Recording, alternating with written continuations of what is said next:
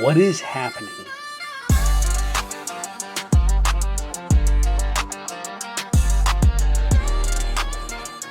Good morning, everybody. Welcome to another episode of the Good Morning Brew podcast here. I just read the Senate Bill 1379, which is the same as the House Bill 1566, more or less. And it is the Right to Repair Act. And so there are some things in this act that I was unsure of at first. Towards the end, it says that basically they're going to create this advisory board as well as create a whole bunch of rules for manufacturers. Basically, they can't limit the information that we can access in our own cars. They can't put in barriers or roadblocks to repairs. They can't deadline our equipment. They can't shut it off if we bypass something. They can't limit where we get repair parts. It actually says specifically right here, privileges and immunities. Any person who violates this act or a regulation promulgated thereunder shall be subject to the penalties and entitled to the privileges and immunities provided in the Federal Trade Commissions Act of 15 U.S. Code 41 et sec. Don't know what that means. I don't know what subject to the penalties and entitled to the privileges and immunities. So if you know what that is, let me know in the comments. But basically, it's going to form this committee that's going to investigate and send a report back to Congress on these big manufacturers and these big companies that allegedly are trying to stonewall us from repairing our own vehicles. They want a monopoly on it. They want to control. They're creating this technology that is so proprietary that even just giving you access to it could, open them up to whatever, or open you up to a cyber attack.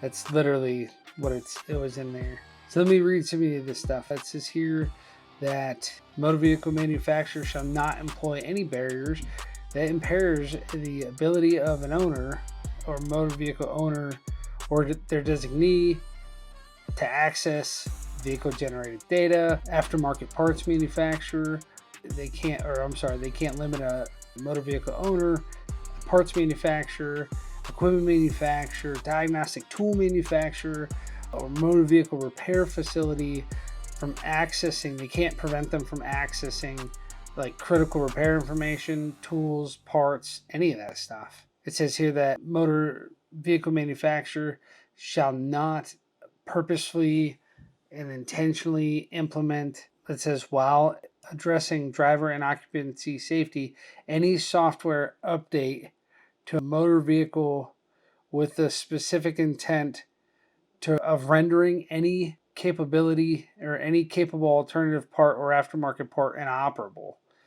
So that's awesome. In whole or in part, except as required by an order issued by the National Highway Traffic Administration. Okay, so that's a big one. That's something we're going to have to look into, is that the National Highway Traffic Administration might be able to influence that. I don't know. I'm not a lawyer. That's what that looks like. It says here, within 180 days of the act, that the vehicle, let's see here, have to provide the owner without restriction or limitation access to vehicle generated data, including vehicle data made available through the motor vehicle's interface ports. So the OBD2, OBD scanner, basically. So they can't limit you from getting OBD data or from accessing bidirectional stuff. It says here that there's a requirement to make critical repair information, tools, and parts available to purchase by any motor vehicle owners, their designators, their member of the repair industry, which is pretty awesome. So I read through this whole thing, and there's a lot of protections. They're going to create this committee. They're going to do a report. But I also looked, here's something crazy. There's a group that's against this. Let me read you some of the people who are actually battling against this. Ford, number one. General Motors, Roger Penske, there have been involved in industry lobbying against the bill. The National Automobile Dealers Association. Now, why would they be against that? It says it's unnecessary. They say that it could expose sensitive driver data and create new federal regulatory structure.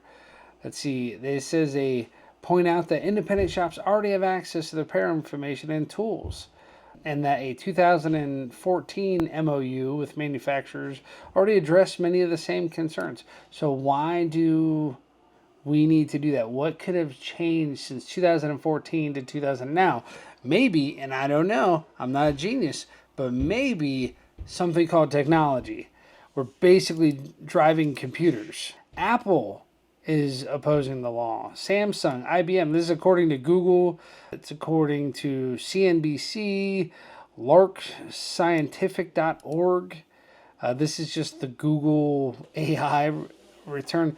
It says here that industry-wide concerns. Manufacturers argue that opening repair access could lead to lower quality repairs, security risks, and loss of control over product integrity.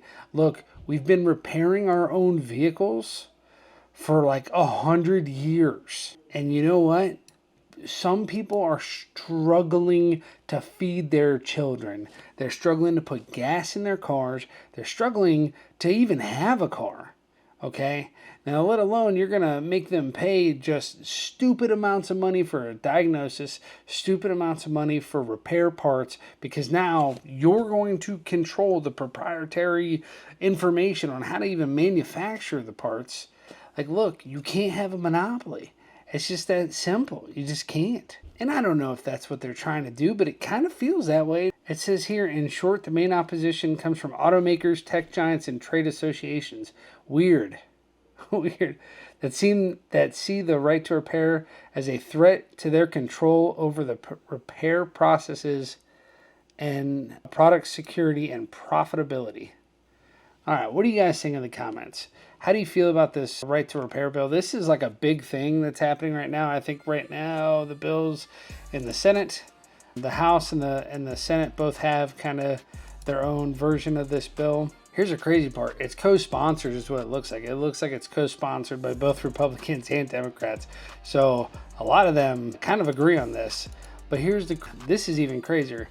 So according to govtrack.us, okay, govtrack.us, I'm looking at the bill. So this bill has a lot of protections for consumers.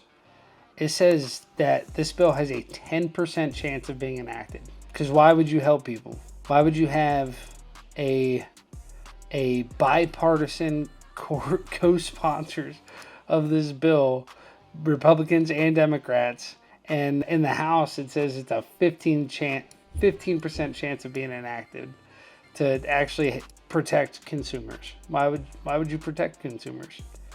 Why wouldn't you prevent people from being able to work on their own cars? Well, I tell you what, man, hang on to your old cars. Hang on to your cars. You can get a new car if you want, man, but I would hang on to your old car. Especially the older the better. Don't lose it.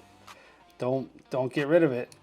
So, because soon, if this stuff doesn't get passed, these guys are going to be able to like collect all the data and control how you can even fix your car. You're not even be able to change your brakes at your house without setting off some sort of alarm. Okay, that's my rant. I'm going to get more into this.